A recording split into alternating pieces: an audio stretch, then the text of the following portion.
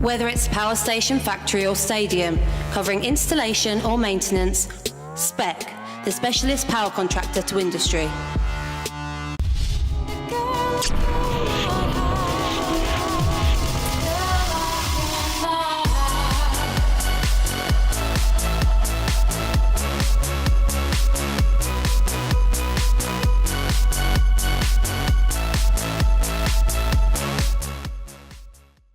Welcome to RugbyAM, welcome to Odsal Stadium. The fans, they're still clapping, they're still cheering, they're still positive, there's still the bravado.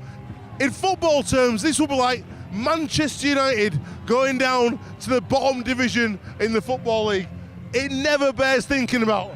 Nobody thought this was actually possible, but today it's happening, it's reality, and RugbyAM are here to meet the people behind the scenes and on the terraces, the people who matter. Once upon a time, this was the theatre of dreams for Rugby League.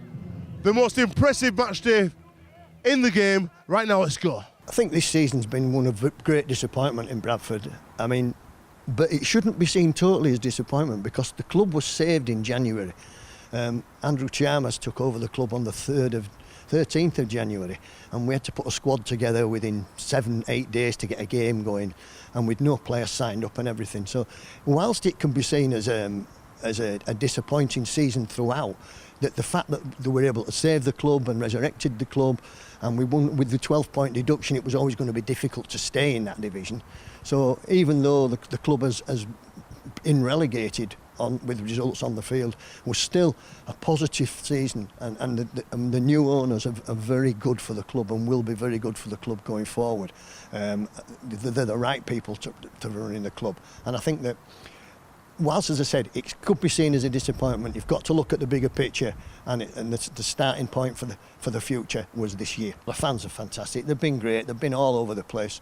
They're going to have some new places to go again next year, but you know, when you look at the size of the crowd here on a Sunday for games against Batley and Dewsbury, and you look at some of the Super League crowds, you realise just what a big rugby city Bradford is, and now Super League really needs Bradford back in there, but it's got to be achieved by the club. September the 3rd, 1999, is my favourite memory of this stadium. And when we played Leeds before the record Super League crowd, 24,022, and Mick Withers dropped a goal in the last minute to win it, 1918. A fantastic game. There must have been a lot of people here that day who'd never been to a Rugby League match before, and what a game to see. 18-all, dropped goal in the last minute, and Leeds still had a chance to win the game and dropped the ball on the line at the other end. Great game. It was 102,000 here in 1954 for the replay, Warrington and Halifax. But my first memories of coming here were the 1957 Challenge Cup final, Leeds versus Whitehaven, when Jeff Stevenson dropped the goal in the last minute to win Leeds a trip to Wembley. I also came to the 1961 Championship final. At that point there was 65,000-70,000 people in for both of those games. Just an amazing sight. Had some bad memories here as well. Bad memories with Leeds when I was a Leeds fan, losing to Dewsbury in the 1973 Championship final, which should never have happened, and some bad ones here with Bradford, games that we shouldn't have lost that we did, you know. But some great memories here with Bradford, you know. It was and the game day experience when we were at the top of the peak in Super League, the music and the fans and the colour in the stadium and the vibrancy was the best place. In fact, Bradford defined Super League for the first 10 years of it. There's something great about being here. There's something great about going to Batley. There's something great about going to Wakefield and standing there where people have stood for 100 years.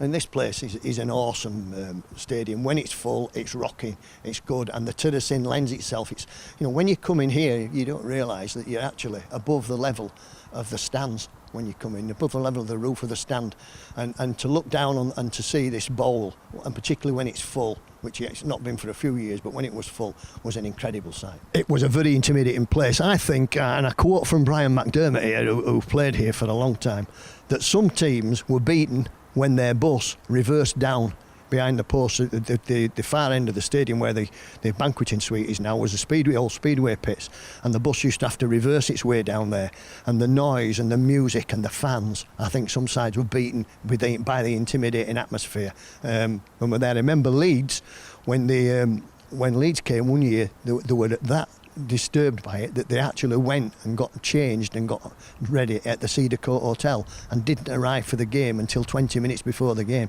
because they felt that intimidated about the atmosphere here at that time. That was when Daryl Powell was the coach. It's great to hear from the legend Stu Duffy, a man I've got loads of respect for. He was great with me during my time here, and he wrapped this guy up as the future of the club, Andrew Chalmers. Andrew, it's great to meet you, and I would say you faced the biggest challenge in Rugby League, taking this club back to where it belongs in Super League. How are you going to get it there? Well, we're focused on all the things that have to be done to achieve that. And I mean, the first thing I have to say is it's not going to be done overnight. Yeah. There's no easy fast solutions to the redemption of the Bulls. So for us, it's about taking things in parts and breaking them down and creating an environment where you've got trust and confidence in the management, in the coaching staff and in the playing group. And I think the fans have been through a really rough ride. We need to make sure that what we do is consistent, but we're taking the right path. We've seen this year Toronto bed their club in, and people probably said they could go into the championship and compete at the top, which was probably right with the players they had, but it was really important that they got a year under the belts to feel the way into the sport, to get the back end right, the systems right, and this year of bedding in is going to allow them to grow again.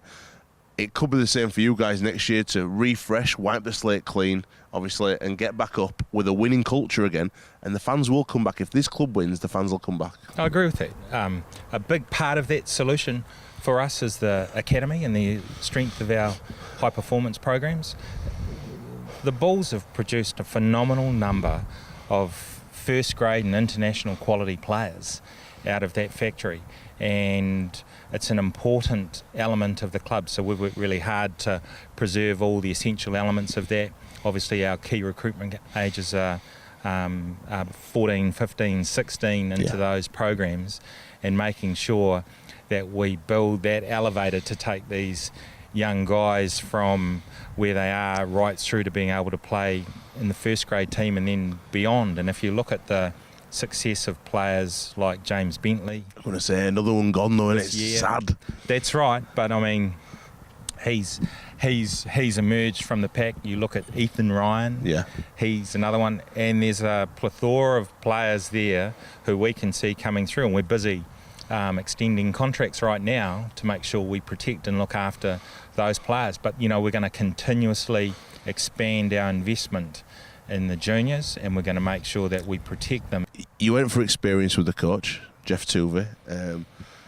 He's won a comp. He's done it all, walked the walk. We're going to speak to him at the game. It's going to be interesting, his take on Bradford, and obviously coaching over in the UK. He's going to be a wanted man now. There's jobs coming up. Are you confident of keeping him for next year? Well, that's up to Jeff. I mean, we want Jeff to be here. We've got a agreement. He's going to take his time to decide what he wants to do and make a decision that's in his best interest, and we're giving him the time to be able to do that. But life has to go on. We've got to continue our planning, work on how we manage all those things, make sure we've got the implementation right, and make sure we continue to build the strength in that playing base, right from the scholars through to our first team. Of all the places, after being on the board at Salford, why Bradford? There's all these rumour mills. Marwan's coming to Bradford, and it's all been spoken about. The RFL own Bradford. What's the truth? Give us the truth. Who owns Bradford? Well, first of all, I mean, I was up in the Northern Hemisphere working with Marwan, obviously in terms of Salford. So and as well known, I was on the board since 2013, but sort of in a backseat role. I'd had sort of more involvement last year, and hence I was sort of up here when the opportunity came about and got asked to have a look at it, and I had a look at it, and you know, the rest is history. And Lowy and I stepped up, and why? It's a phenomenal club. It's got such an awesome history and legacy, fans that are absolutely unbelievable. And you know what? We looked at it and thought, wow, it's been through a lot. Yeah. And people had tried to resurrect its fortunes, and it was the sort of challenge that we thought, It's a great challenge, a difficult challenge, but one thing that makes it all worthwhile for me, I haven't been here for quite a while, and when I walked around the steps and I saw the stadium, I think it's the most unique stadium in world sport. I've never seen anything like this in the bowl, and when it's busy, there's no other place that provides an atmosphere like this. It is amazing. I like to think of it as a fortress. Yeah, it's gladiatorial. It is gladiatorial, and I like that it's holy ground, right? This is rugby league holy ground. It certainly is. There's been some great memories down there, and hopefully going into the future you can make some more. Andrew, thanks for talking to us. Thanks again. Whether it's power station, factory or stadium, covering installation or maintenance, Spec, the specialist power contractor to industry. Whether it's power station, factory or stadium, covering installation or maintenance, Spec, the specialist power contractor to industry.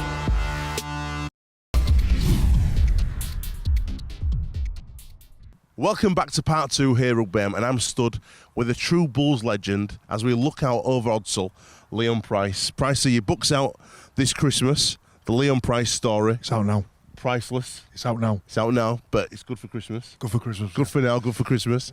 A lot of love and blood, sweat and tears has gone into the book, like your career. And when you come back to this ground, does it give you fond memories, or are you a bit disappointed with where the club's at now? Bit of both, really, if I'm really honest. Mainly good memories. Winning big games, playing against Leeds. I remember playing here one night in front of 24,000, which was the record crowd that we had in Super League. We pipped them, just beat them on the night. So really and truly overall, nothing but good memories. But also when I look around now, it's sad that we don't get to see the stadium full anymore. It's sad that we don't get Super League teams down here, because there's nothing better than coming down and watching a good game down here. So a bit of a mixture, really. Can you ever see it getting back to Super League? You can never say never, but we've obviously taken a step backwards this year. It's been a very difficult season. I think the boys from Bradford deserve massive plaudits, because they've not been given much help at the start of the season with the recruitment wise. It was a young team, inexperienced. We lost all of his players. The pressure of going down and the pressure of not being paid in December. The Bradford boys have been fantastic this year, so who knows? We'll see. It's up for the boys at the top to make them decisions to find out how we go best about getting back up the divisions. And just a few years ago, it is like literally a few years ago, I was down there walking around on pitch and there was 14,000 versus Leeds, and the fans are out there somewhere. Yeah, the fans are out there, but at the end of the day, I can understand with the fans with all the turmoil that they've been through. The prices on the gates, if you've got a choice of paying £20 here or going to Super League, going to Leeds and paying £20 there, and you're living on the border, you're going to go watch a Super League game. And I can understand that, so you lose a lot of fans through that. And no matter what people say, you got a group of supporters that support the team through thick and thin, which we've got here, and then you've got a group of fans that will probably support you more when you're doing well. If you're in Super League, and that's just part of life. That's the same for any team in most teams in the world, any team sport. So I understand that, but we've got to look at as a club and how we grow our fan base back again and get them fans back that we've lost over the last 5-6 years. Mate, you've had a fantastic career. What's your biggest career highlight? If I'm totally honest, I've got a few, because I've played a few games, a few big games. But my Bradford one, I'd say, was winning it in 2005 against Leeds at Old Trafford and getting the Harry Sunderland Award. My Saints one was to win the Challenge Cup at Wembley and score the match-winning try at the end of the game. And my Great Britain one would be beating Australia in Sydney after the week of hell that I got from the Australian press and how derogatory they were towards us as a nation. So them three probably must stand out. Absolutely outstanding. Right now, let's listen to your top 13 players from your career. This is Leon Price's 1 to 13.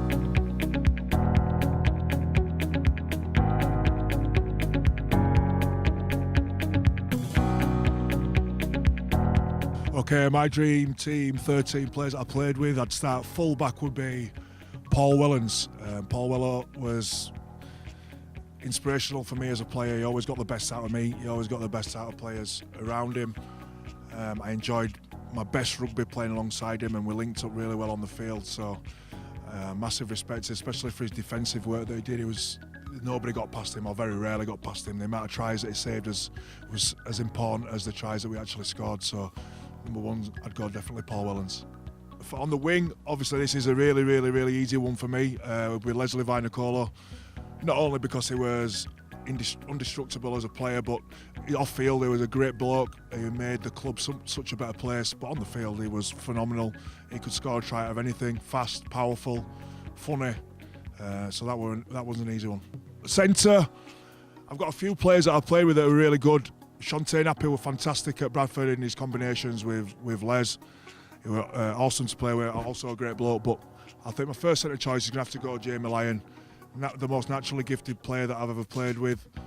Freak of nature. I think he won the Man of Steel in 2005, and he did that with about a stone overweight. So just unbelievable player. My other centre will be Matt Gidley. He was phenomenal. Also, he replaced Jamie Lyon. Now, I don't know how hard it is to replace a player like Jamie Lyon, but he did, and he did it in his own style. He kind of created to have a flick pass named after you, where he used to go to the line, palm somebody, and then flick the ball out with a wing, draw the winger in. It was unique, and that is known now as the Gidley flick. So to have that in your locker is not too bad. My other winger will be Tavita Vaikona. I played with T when I was a young lad. He played on one wing, I played on the other. His work rate was like having another forward on the field. He also looked after me when I was a kid. He used to take me over to Hull, where he was originally from, when he moved over here from Tonga, and take me out around the town. So I've got fond memories of T, but his playing days, he were fantastic at Odsal, one of the best wingers that we've definitely ever had. Standoff, Henry Paul. When he came from Wigan, he changed our game. He was phenomenal. His body, his power, how he trained, his tenacity, the winning culture and experience that he brought with him from Wigan. And some of the season I thought he definitely should have got Man of Steel whilst he was here. His goal kicking was phenomenal as well, and he brought the best out in players around him. Scrum half, probably my easiest choice is Sean Long, the best player that I've ever played with, the most influential on my career. We had a great combination at Saints, where I had my best playing years. I could read him like a book. He used to take the ball to the line, put people in holes, organise around the field, drop goals in last minute to win games, take the line on. It was tough. I mean, the game that we played against Australia in Sydney, he got whacked by Willie Mason in the first couple of minutes, which knocked him out. I was right next to him. I was a bit scared to go and punch Willie Mason because he was so big. But he got knocked out. He got knocked out, got back up, and then got man of the match against Australia in Sydney and won us the game, not far off single-handedly, as a half-back. So yeah, he's massive respect to him in his career that he had. I think he's the best half-back we've ever seen in this country, and a great bloke also. Okay, so my first prop is going to be Stuart Fielden. Stu, in his years at Bradford, was unbelievable. Definitely the best prop in the competition. He was so consistent, so aggressive, so dominant. Hooker. Now this is the hardest position that I've had to choose from. I've played with James Lowes, who was unbelievable at Bradford Bulls. I think he won the Man of Steel in 97 or 96. He was unbelievable. His service from dummy half, his toughness, his tenacity. Just a great bloke all around.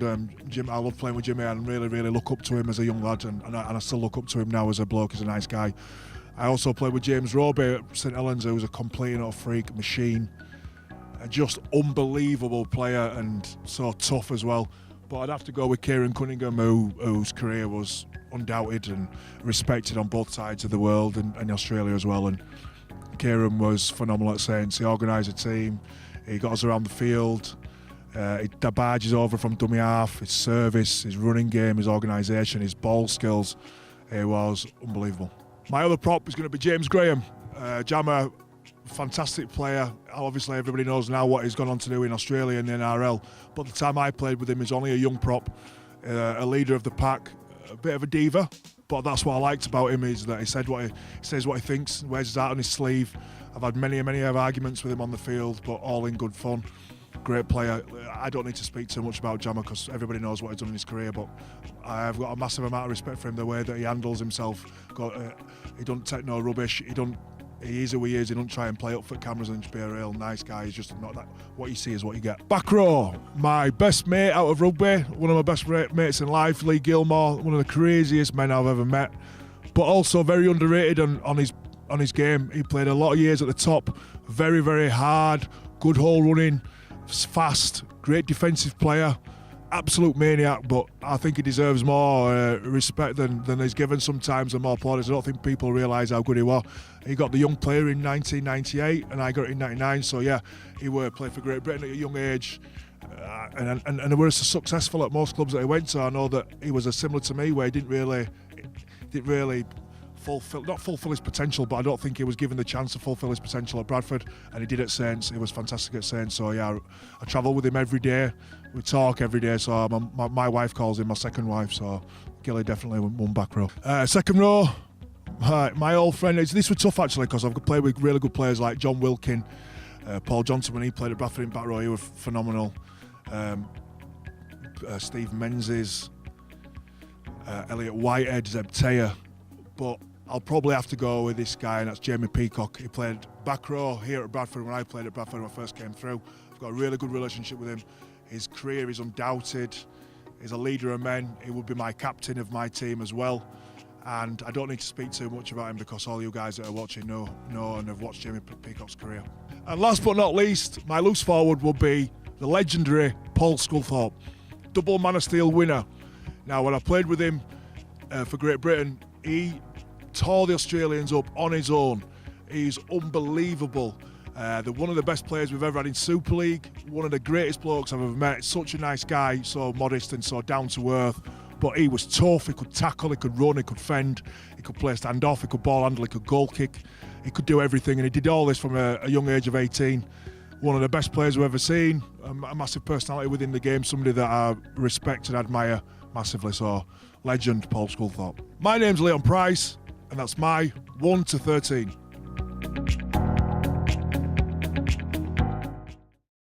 Whether it's power station, factory or stadium, covering installation or maintenance, Spec, the specialist power contractor to industry. Whether it's power station, factory or stadium, covering installation or maintenance, Spec, the specialist power contractor to industry.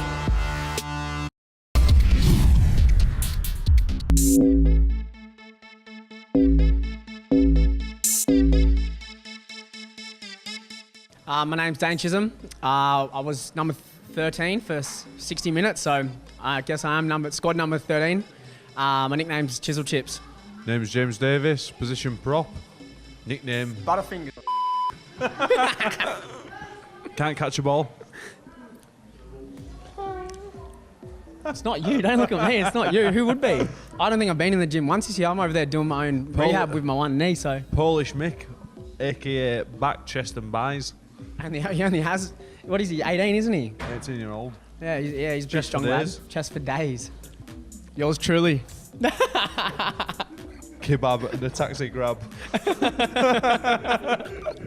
don't know, I'd have to say probably Scotty Moore. Yeah, he's the first one home, this one. Gotta get your beauty sleep. Need it. Kirky. You reckon Kirky? Yeah, all day. Your twin, eh? Yeah, sound. Same nose. Same nose. Like a boomerang. Banana. Sniff round corners. Oh. It's got to be a Bentley on it. Does he count as being at the club still? Ah, there is that. Yeah, Evan, it has to be Evan, Bentley, definitely. Evan. Yeah? Staying in it. Alright, there you go. The Tinder offender. I reckon Amari and Ilias spend most of their days sitting there staring at the thing swiping. They've just got it on like autopilot. Yeah, they love it, those two. Oh my god, like, he showed me his matches over there. They were literally 1,000. He's always late. Polish Mick. Is he? Always late, Polish Mick. Like, literally, Tongue Street, clogged up. Doing his hair. M621, clogged up. Hair and makeup problems. Beeston, clogged up. Yeah. Yeah. In Belle Loves it, eh, the big fella. I don't know. Isle? Surely Maz. Nah, it's got to be you. Me, creep? I'm loved up. Just. Whatever. Settle down, bro. Nah, it's got to be Maz, I reckon. But he does good. I don't know if he's a creep. He's done good. Yeah, he does very good, I think. The big, beautiful Got a man. bit of a Twitch going on here. No Twitch, bruh. No Twitch. Hey, bub. Hey, baby. Definitely not me. Can't be Dickie. See? So, I don't know. Who's got a little keys? He's pretty good with his feet. Ross Peltier is pretty good with his footwork. Yeah. Shame it's wrong shaped ball. Huh? Shame it's wrong shaped ball. Wrong shaped ball. He can kick a football, that's about it. Yeah. I can Keys. Keys is a skillful little lad. Oh, that's an easy one. It's got to be me. It's got to be me. Yeah, definitely. Nike outlet, 50% off every week. Oh, okay. I'll give it to Dickie then. Dickie can have it. Come on, give me it. Give me it. Dickie, he's top. He's definitely top like 32. Top 32 best looking in the team. So, I'll have to say Amari because he'll probably unfollow me on Instagram and I can block me on Facebook and all that. So I'll probably say Amari. Gibbo's the most fashionable and best looking, but we can't say that. can't boost his ego. No Can't way. boost his sales anymore. That's what I was going to say before, but I was like, haven't given me 50% off yet, bruh, so. Who wouldn't I like to fight? I got over there by Bagrin. Oh, yeah, him and Magrin had a bit of a box, but they were throwing pillows, so I don't know. Send you a video later. I don't know, who is the madman's? JC's a bit of a madman, he clipped me. Got me a pretty good one night. Colton's pretty nice. Colton, except he'd be like punching bricks, he's got them brick teeth, eh? Yeah. Teeth. I know, and if you went through the middle, could cut your hands up. Yeah. The beaver. The beaver. Reckons he eats cinder blocks for breakfast. Well, we ain't got anyone called Wilson, so we're a bit. That was the worst joke, you can cut that out if you want. Who can fend for themselves? I can Scotty Moore. Scotty Moore. Yeah. You can't wash up us in your flat. Huh? Oh. Is he mumbling? I don't know what he's saying, eh? Sniffing around corners, he reckons. Longest what? Longest in the... Smithy. He's got his whole sanitary bag. He's got the shampoo, he's got conditioner, he's got shaving gel. It can't be Ross Peltier, he doesn't actually get in the shower, so he's dead last. He's allergic to water and soap. Post-match, the fans are in great voice. 72 points put up on the board today by the Bradford Bulls. Jeff, how would you assess your time in England so far with this club? It must have been a real roller coaster for you. Yeah, it's been heartwarming and heartbreaking at the same time. You know, we started the season fairly well, fell into a bit of a hole mid-season, just couldn't get to zero. I'm -2 for many, many weeks, and all too little, too late at the end. There is hope though, because this is one of the foundation clubs. It's a great old brand for rugby league. It's really important for the game. And speaking to the fans today, I'm surprised at the optimism and how much they're still behind the boys, they're still behind the club. They really believe this club's on the way back. Oh, well, I'm sure it is. I know the owners are really passionate about the club and getting it back to its former glory. It's going to take a bit of time though, so the fans are patient. I hope everyone else is patient out there as well, so I'm sure they'll be back. It may take a few years though. From your career perspective, you've won a comp in Australia, you've been there, done it, seen it all. How has this challenge been for you? What have you learned about yourself and about coaching? Well, look, I've learned a lot of things. It's very difficult. Again, we had no budget, no players, no staff, and it's been a difficult journey. But the players have been the one constant. Sorry, there's two constants, the fans behind us. So it's been the players and the fans that have really got us through this predicament. But again, a long way to go. And it's a long journey, and I hope that we all get on board and go for the ride. Have you enjoyed it? Yeah, well, I was unfortunate. I never got to experience as a player over here the English rugby league culture, but I have as a coach now, and as you can hear behind me, it's a fantastic atmosphere and environment to be in. The boys love you. All the boys from Leeds I know really well speak massive raps about you as a coach. Thanks for your time today, and good luck in your future, whatever you decide. Thank you very much, Tal. Cheers, Jeff. Finishing off today, the boys are in the sheds, bouncing around, and I thought we're not going to go in there and encroach on their time after a tough season. We want to speak to Pastor Wazza. Hey, Alex. Because if this club ever needed a bit of divine intervention, it is now, going down to League One. I bet you've said a few prayers this season for Bradford. Tell us, as a fan and obviously as Chief of Sports Chaplaincy, Chief Executive Sports Chaplaincy UK, tell us a bit about the good work you've been doing and also where this club can go and where you hope it's going to go. Well, just as a fan, you want your club to do well, and you know the impact on the city and the whole people involved. So, yeah, you want to see the phoenix rise from the ashes. And it's such a global club. It has a global brand, and so we want the best. And you want the best for everyone involved because they put the heart and soul. And just as we've heard, what a great set of fans, and so that's really good. And I guess from my role, obviously I'm involved in the chaplaincy, the pastoral and spiritual care, not just this club but clubs across this nation, and you just want to see people looked after, and people are all not just commodities but unique and special, and that's part of my role. Yeah, it's outstanding. It's been a tough season for the Bulls, but there is real hope on the terraces. The fans still believe, or believe, pardon the pun, and there is a real sense of togetherness. And sometimes, as we've seen with Hull KR this year, adversity can often pull people together, and they can rise up as one and become a better entity. That's right, and that's what you've got to hope for. You've got to, instead of wishing, you've got to take what you've got in your hands, and with that heart and hope, move forward. And I think there's a lot of hope for next season and beyond, and that's where you've got to rebuild and move forward. Let's go to work. Let's go to work.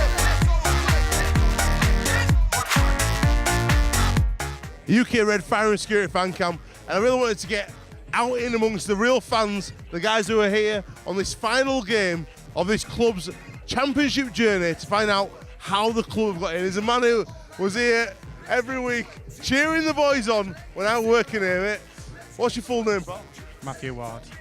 Matthew, look into the camera, mate. What's your feelings about where the club's at? You're still here, you're still supporting, but how sad is it today for you? It's difficult, to be honest, because we're not the big club that we used to be.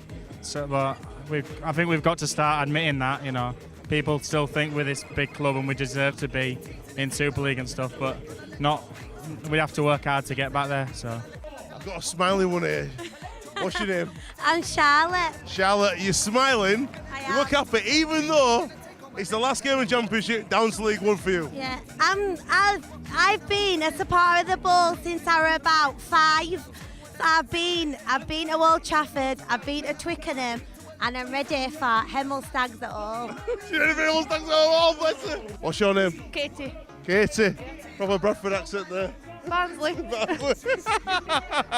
How was the Barnsley goal? End up with a Bull shirt on? Fantastic. just yeah, lovely. Yeah, definitely. And you still got a passion? Yeah, definitely. Honestly? Yeah. We travelled from Barnsley. Mate, what's your name, pal? It's Bob Hayward. Bob Hayward, tell us about. We've had some messages of hope today from the Bradford fans. There's a lot of hope in this place. I was surprised. Say that again. There's a lot of hope here. I was surprised how much hope there is amongst the fans. Oh, well, we're here. We'll stay in. We're kicking on, aren't we? We'll see what happens next season.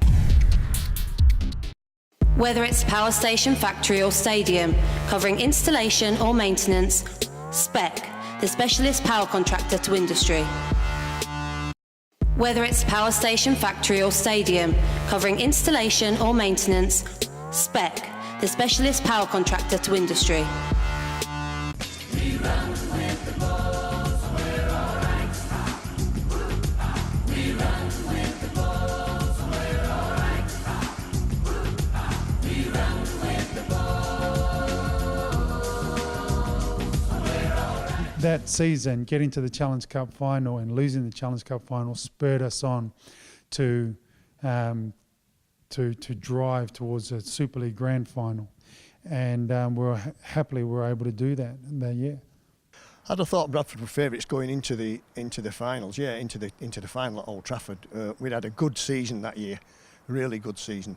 I think there's a lot of trends recently within professional sports of nights before big games and stuff like that, where they're having nights away in hotels and stuff. We never really did that. The only thing I can remember us doing was, I'm not sure if this was in 01 or 03, that we used to meet at the Cedar Court at the top of the 606 motorway there, and the families would be there and all the buses would be there and all the corporate side of things, and we'd just meet up there, let the families go do what they were doing. The kids would run riot for half an hour, and there'd be fights going on all over the place with kids, and the players would just get on the bus and leave the wives to it. I booked the bus, and the police told us a time to book the bus for, and to meet us with the police escort at Birch Services, which we did, and there was no traffic.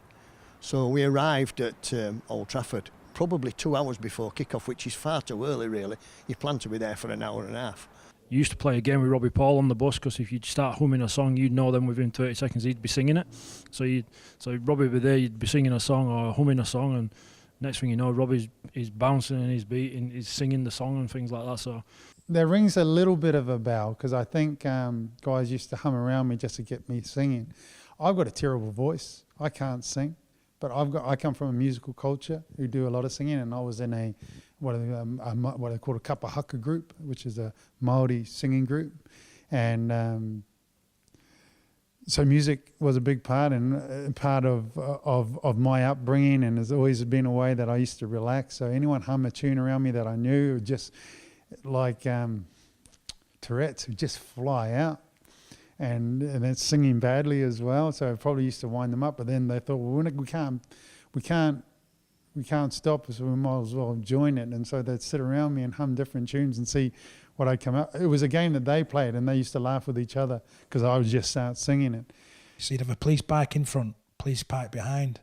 So you'd be sat at the front and literally not feeling like you're royalty, but the most enjoying part of sitting at the front is feeling, yes, you do feel special, but the main bit of the police officers. So you literally they drive in, one corner's off and the other takes over. But literally, it's like the hand of Darth Vader. They literally, you might as well have a mask on going, you move.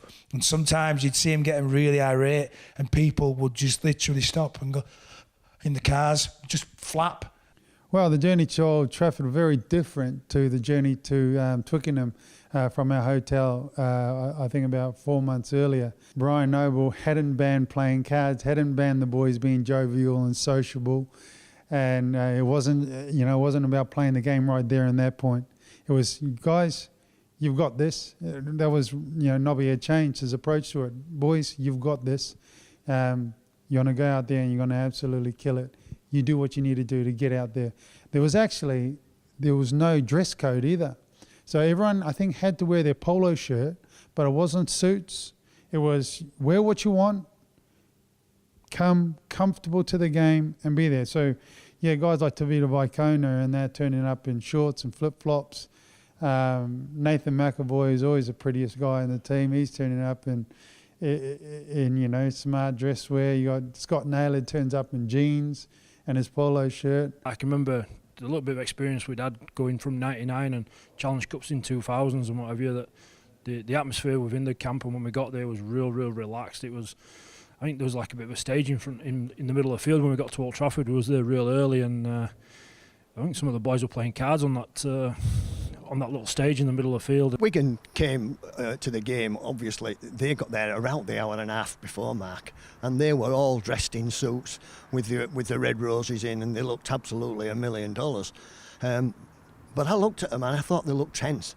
They looked too focused, if that's possible. You come out to the fireworks and you're in the tunnel, and often the opposite members of the team. Certainly with Great Britain and being involved with that, you know them, but it's that seriousness. And as you come out, not only is the atmosphere, the crowd of exploding, you literally have exploding because of the fireworks.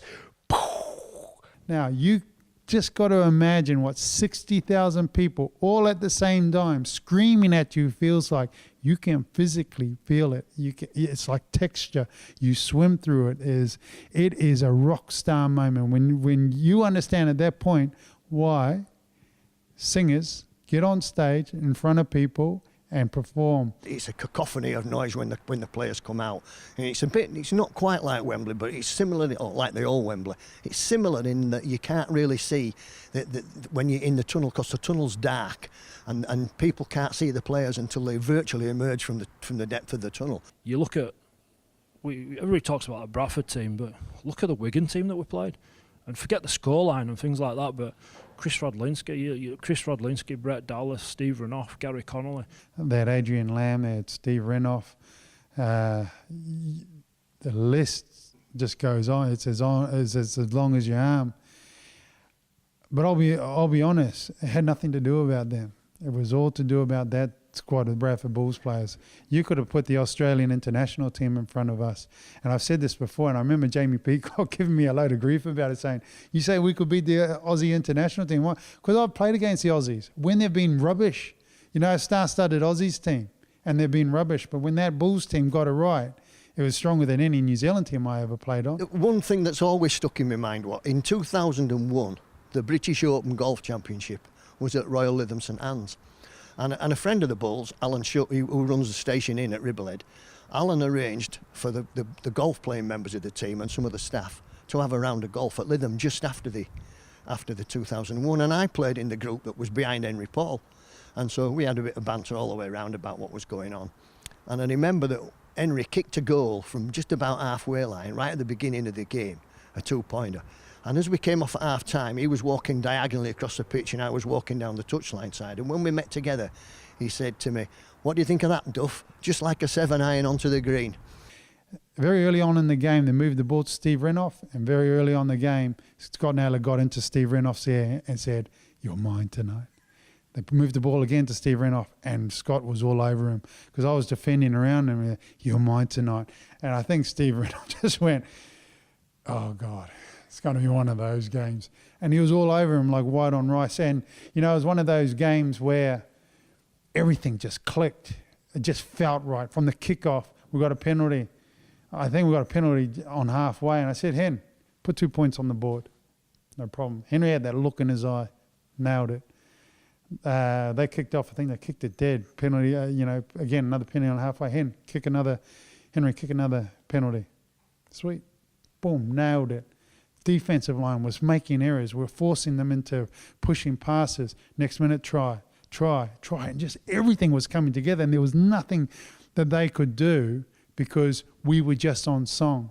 I remember Faz, and I knew him quite well from Great Britain. I'd been involved with Great Britain from '99, so on tours with Faz, and you know, he was a player you looked up to. But I can remember him going absolutely mad in the final, and here's the reason why. Leon Price grabbed his nuts in the final. He went mad.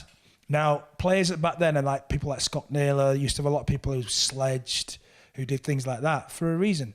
Put someone off the game, whether it's a great player or it's a player who loses his head. You put them off the game, however that is. It's part of the sport. But Leon grabbed his nuts. It certainly put Faz off the game. I thought we'd won it at half-time. Of the 6 grand finals I went to, it was the only one I felt relaxed at half-time that we'd won it. I didn't think Wigan could come back no matter what they did. I didn't think they had the capability of coming back. We'd completely obliterated him in that first half. I'd be lying if I turned around and said that we didn't think at some point that at half time that we thought, yeah, we've got to be fairly happy with ourselves at this point. I think it was when I scored.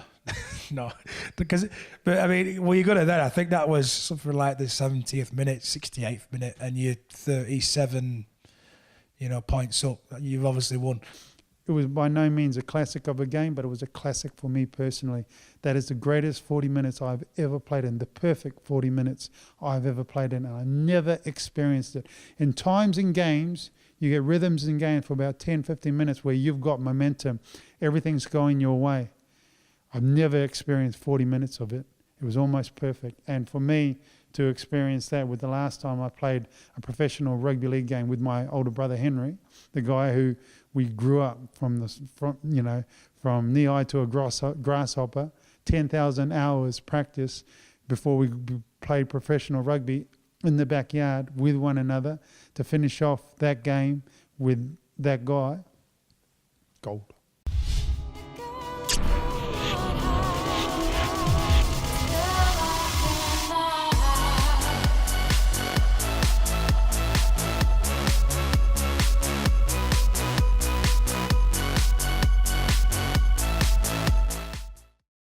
Whether it's power station, factory or stadium, covering installation or maintenance, Spec, the specialist power contractor to industry.